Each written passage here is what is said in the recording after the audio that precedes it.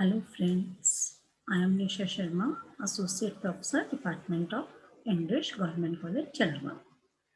The topic under discussion today is Eugene O'Neill's play, The Hairy Ape. And in that we are going to discuss use of symbols, allegory and motives. The Harriet drama in 8 scenes by Eugene O'Neill, produced in 1922 and published the following year.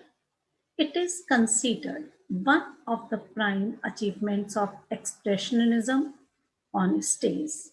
Yank Smith, a British stoker on a transatlantic liner, bullies and despises everyone around him, considering himself superior. He is devastated when a millionaire's daughter is repulsed by his simian ways and he vows to get even with her. Ashore in New York, Yank schemes to destroy the factory owned by the woman's father, but his plans fail. Yank wanders into a zoo. There, feeling alienated from humanity, he releases an ape for whom he feels some kinship and the ape kills him. This is the story which O'Neill has described in its play. While describing the story, O'Neill has made use of several symbols. First symbol is ape cased in blue. As the title of the play makes clear, the central symbol of the drama of Yank's life is that of the powerful and frightening ape, who is nevertheless made into an important object of curiosity because of his imprisonment. As Yank tells the gorilla in the final scene, he feels caged by more than actual bars. It is his total alienation from society and his inability to realize his individualism in a meaningful way that makes him a prisoner, outsider, and eccentric curiosity in whichever situation he finds himself. Mildred's white dress is also a symbol.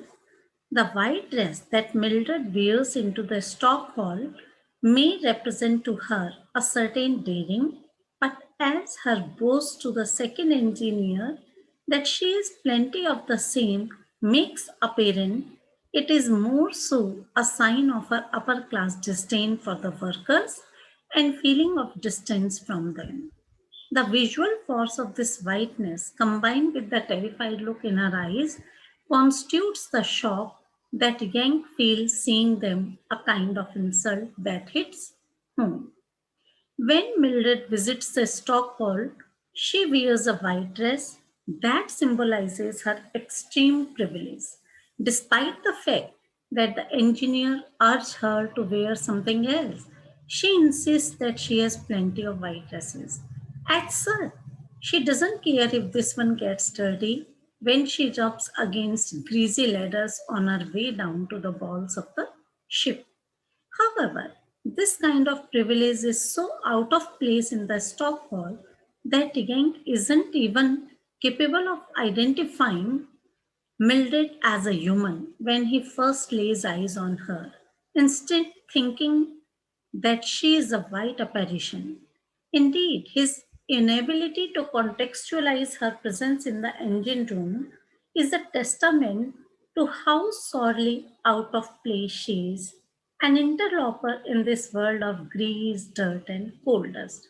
Using this trace as a way of emphasizing the harsh juxtaposition between Mildred and the stalkers, O'Neill shows the audience just how unprepared Mildred is to see what it's actually like to live in poverty, despite her desire to see how the other half lives.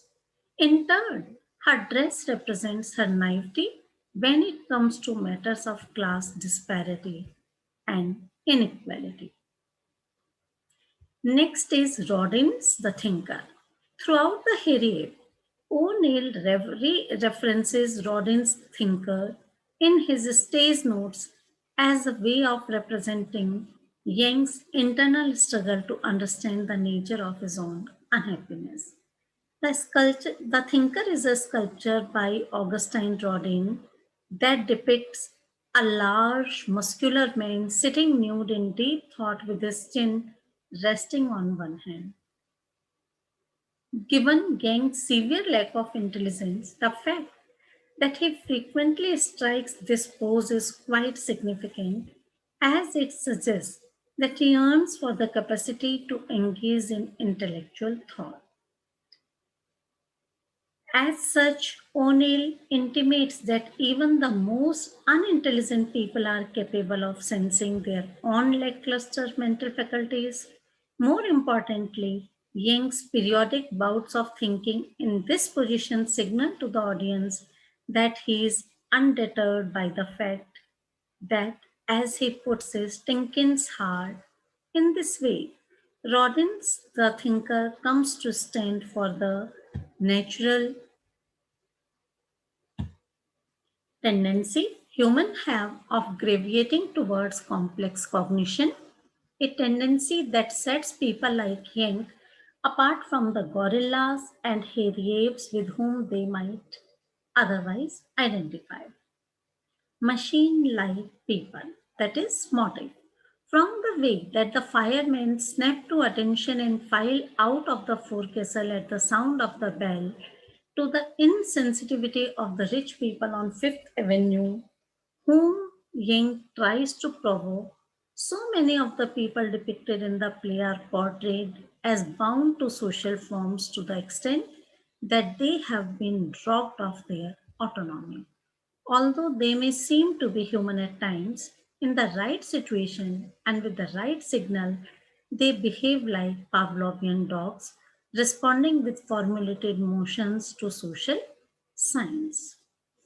Engineer's whistle is also motive.